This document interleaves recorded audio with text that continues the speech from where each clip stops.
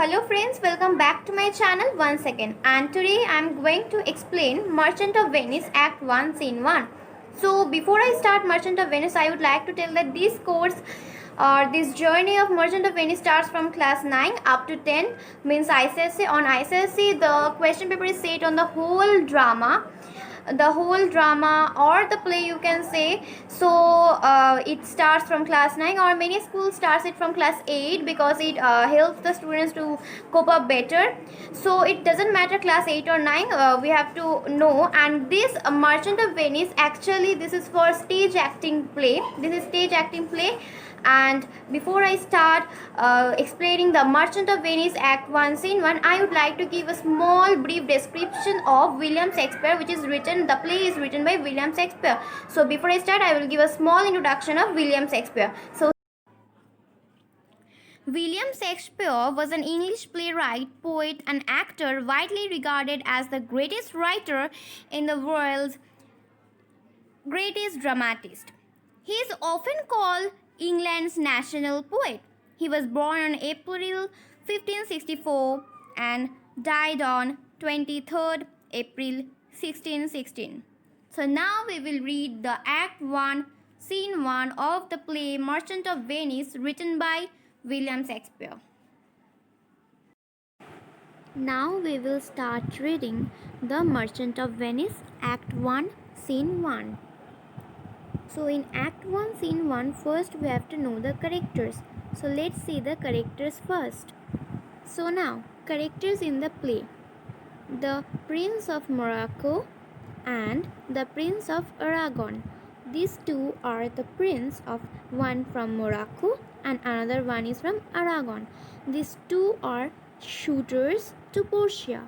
Who are known as suitors? Suitors are a particular man who pursues a relationship with a particular woman with a view to marriage. So, Prince of Morocco and the Prince of Aragon are suitors to Portia. And the meaning of suitors is a man who pursues a relationship with a particular woman with a view to marriage.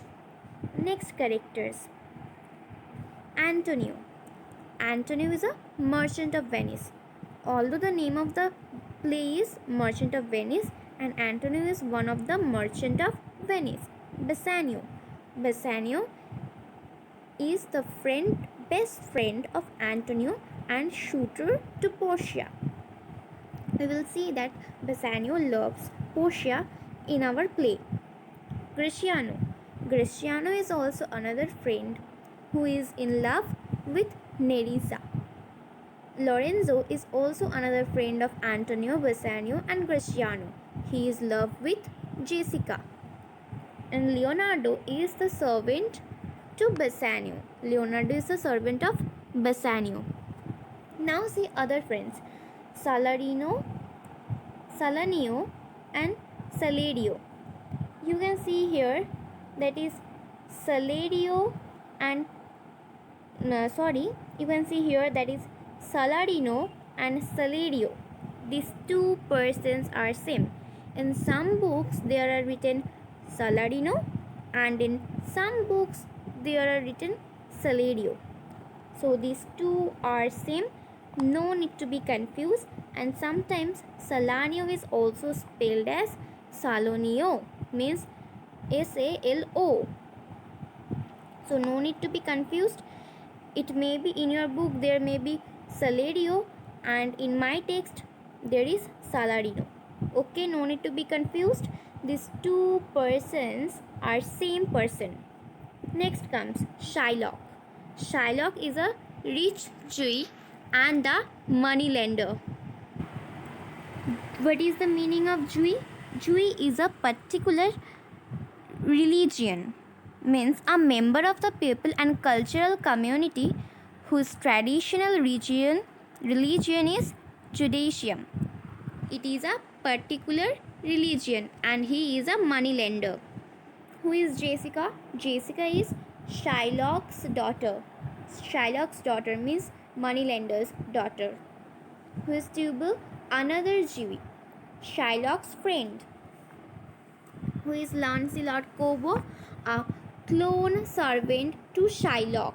Who is old Cobo? He is Lancelot's father. You will see these characters at very last moment of the acts, not now. Who is Portia and heiress of Belmont? Who is Nerissa? Her lady in waiting. Who is Nerissa? Her lady in waiting. Here Nerissa is Portia's lady in waiting. What is the meaning of lady in waiting? A woman who attends a queen or princess. Okay. Now the servants of Portia. There are two servants of Portia, Balthazar and Septano. Two servants of Portia, and Nerissa is Portia's lady in waiting. Now here you can see the action takes place in Venice and Belmont. So the whole play is around Venice and Belmont. Now we will read the Act 1, Scene 1 of Merchant of Venice. Now here in Act 1, Scene 1, we can see the entry of Antonio, Salarino and Salanio takes place. So maybe in your book there is Salarino or Salario. No need to be confused. Who is Antonio? We have seen that Antonio is a merchant of Venice. Salarino is other friends of Antonio and Salanio. Next, the speech comes. What did say Antonio? In sooth, I know not why I am so sad. It worries me. You say it worries you? But how I caught it, found it, or come by it? What stuff it's made of, whereof it is born? I am to learn, and such a want with sadness makes of me that I have much ado to know myself. So here the meaning of the paragraph is Antonio is trying to telling that he is tired of being sad, and he is telling that you say you tired of it too, but I don't know how I got, found, or came by this sadness, but it's about or what it came from. And since I don't know anything about this sadness, I clearly have a way to go in understanding myself. He is trying to telling, means he is telling that I am saying truth, that I also don't know why it makes me very tired. This sadness, I don't know why this sadness comes as a stuff, means as a burden for me. I really don't know what is the reason for my sadness. He is telling that I am yet to learn, means I am searching the reason behind my sadness. He is also don't know. Then see what Salarino tells. Here Salarino is telling that your mind is tossing on the ocean, there where your Argos is with portly sail, like signers and rich burghers on the flood, or as it were the pigeons of the sea, or over people the pretty traffickers, the crusty to them, do them reverence as they fly by them with their woven wings. So the meaning of the paragraph is, first we have to know some meanings. The meaning of Argos is big commercial ships. Then the meaning of portly is stately. And the meaning of signers is gentleman. Burghers meaning important citizens. Flood means sea, that we all know.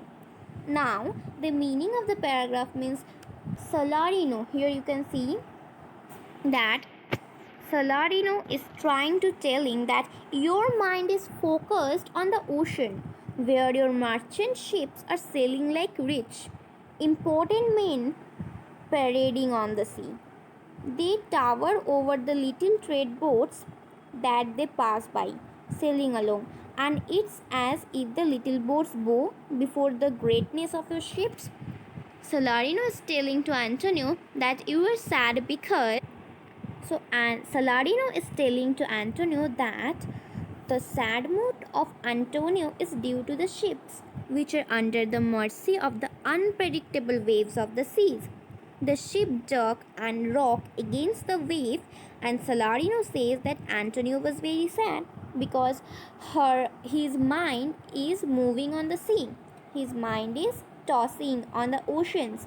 His mind is focused on the ocean, where he is saying that where your merchant ships are sailing like rich. So Salarino is giving the reason that why he is sad, because of he is very much tensed about his ships, about his merchandise ships. Now Salarino, no, now Salanio. Now Salanio tells that, believe me, sir, had I such venture forth, the better part of my affections would be with my hope abroad. I should be still plucking the grass to know where sit the mind, perching in maps for ports and piers and roads and every object that might make me fear misfortune to my venture out of doubt would make me sad. So here Salanio is trying to telling that, believe me, sir, if I were involved in the trade venture like yours, most of my mental energy would be with my ships as well. I did be pulling up shoots of grass to use them to check the wind and looking at maps of ports and piers and roads. And any little thing that might make me worry that something bad would happen to my ship would make me sad without a doubt. So here Salanio is telling that he would be sad. So here Salanio is telling that he would be sad because that something bad would happen to my ships would make me sad without a doubt. So Salanio is giving his thought that why he should be sad for his merchandise. Here, plugging the grass to know where sits the mind, peering in maps for ports and piers and roads. So plucking the grass to know where sits the mind. So plucking, and when up to this it is trying to telling, Salanio is trying to telling that holding up a blade of grass to see in which direction the wind is blowing. So now Salanio is trying to telling, I would see that in which direction the wind is blowing, and that way my ship would go. My ship would follow that path where the wind is blowing. So next, Saladino or Saladio is telling that my wind cooling my breath would blow me to an ague when I thought what harm a wind too great at sea might do. I should not see the sandy hourglass run, but I should think of shallows and of flats, and see my wealthy Andre docked in sand, veiling her high top lower than her ribs. To kiss her burial should I go to church, and see the holy evidence of stone and not bethink me straight of dangerous rocks, which touching but my gentle vessel's side would scatter all her species on the stream. So up to this, Salarino is trying to telling, first we have to know some meaning. Here the word wind is referring to breath, and broth means soup. Here the word, before we know the meaning of the paragraph, here the word wind is referring to breath, and here broth is referring to soup. And here you can see would blow me, it means that would make me tremble. And here you can see ague, it means fever with shivering. And the meaning of sandy hourglass means an apparatus with two spheres of glass joined together with a tiny hole between though which sand ran from one sphere to the other in 1 hour. The apparatus was used to indicate time before watches became common. The sight of the sand in the glass would remind out of dangers from heaven banks of sea at sand at sea, on which ship may run aground. So sandy hourglass is an apparatus. Okay, I am showing the picture of sandy hourglass. So here, this is the picture of sandy hourglass. Here you can see that here is the sand and it is falling down on the other side of the apparatus, right? This is sandy hourglass. In earlier times, there was not watches. It was used to indicate the time commonly used by the people. Now let's go to our play once more. So now we know all the meanings and we have also seen what is sandy hourglass. So now we should know the meaning that what is Saladino actually trying to telling. He is trying to telling that I had get upset blowing on my hot soup.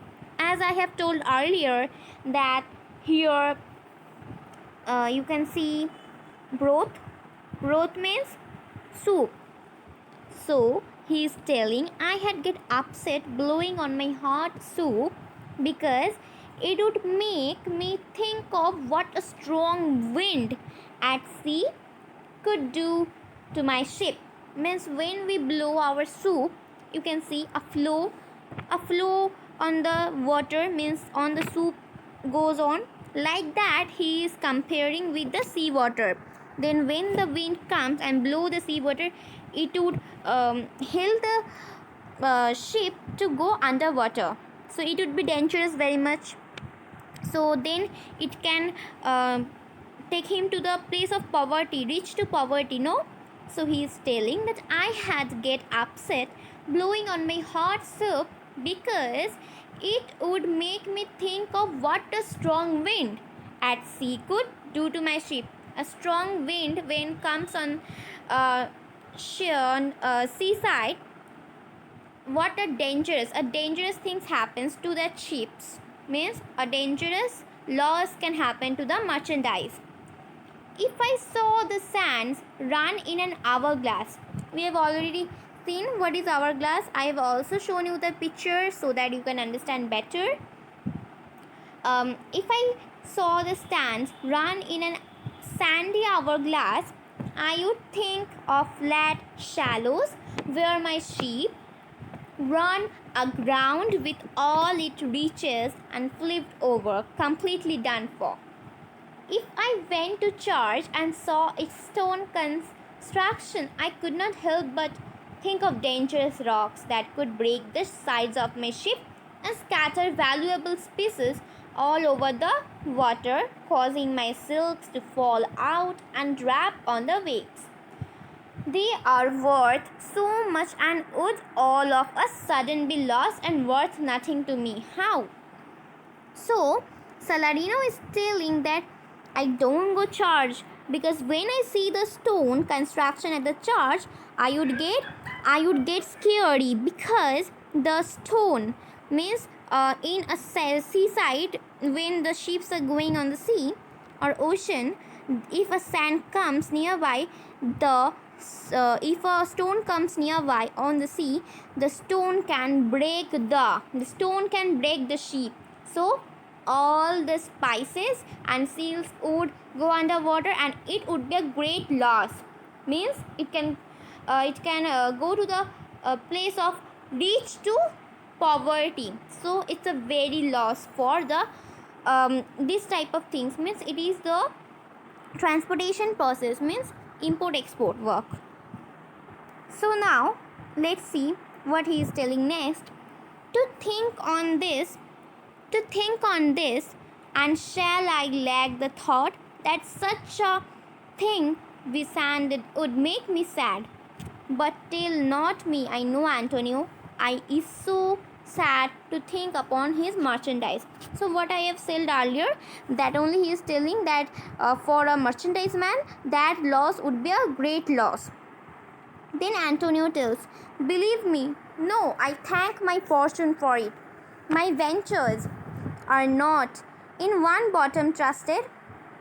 My ventures are not in one broad bottom trusted, nor to one place, nor is my whole estate upon the fortune of this present year. Therefore, my merchandise makes me not sad. So here Antonio is trying to tell him, believe me, you were wrong. Means he is telling that Salarino, you were wrong, because he is telling Salarino. He is here. You can see that Salarino. He is telling that Salarino, you were wrong. Thank goodness, not all my merchandise is on one ship or any one place. Means his merchandise is not only on one ship. He has many ships, so he have many import export work.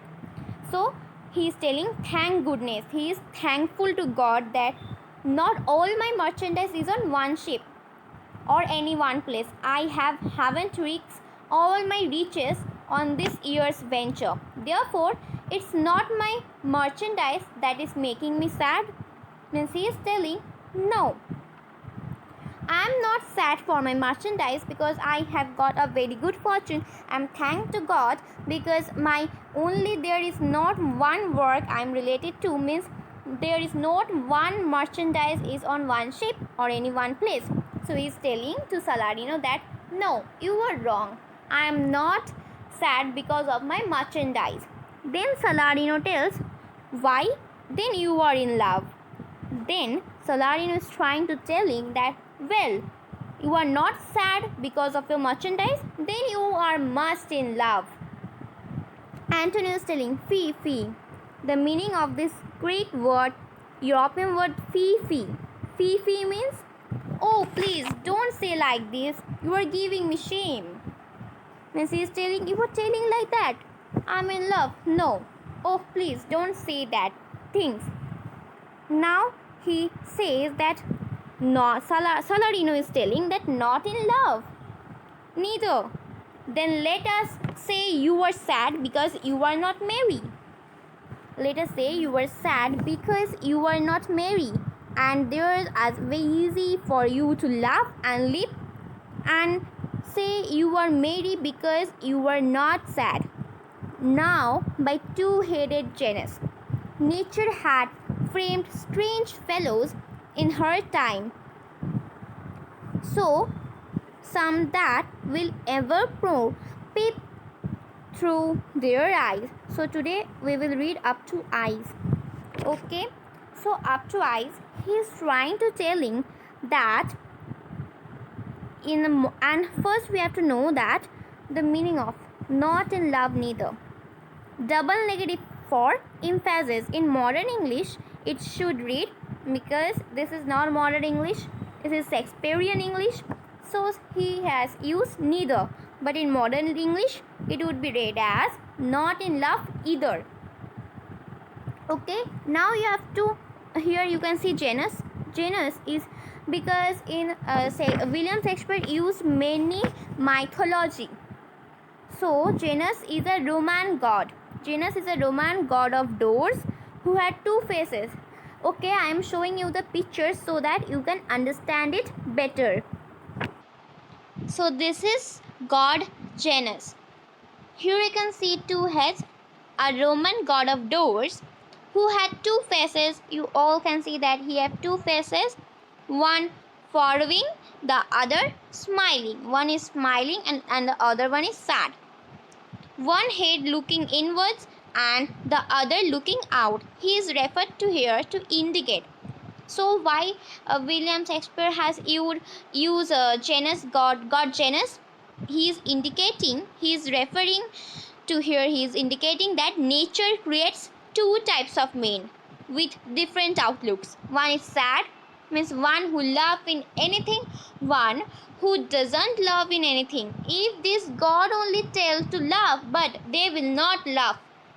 So one is laugh, very much laughing in nature, means they laugh in everything, and one they means what I would say, they don't laugh, they in at any time they don't laugh. So Shakespeare used very mythological words like this. So here the meaning of the paragraph which is said by Salarino, he is telling that here Salarino, you can see Fifi means he was telling that, oh please don't say like this. Then Salarino is telling that you are not in love either.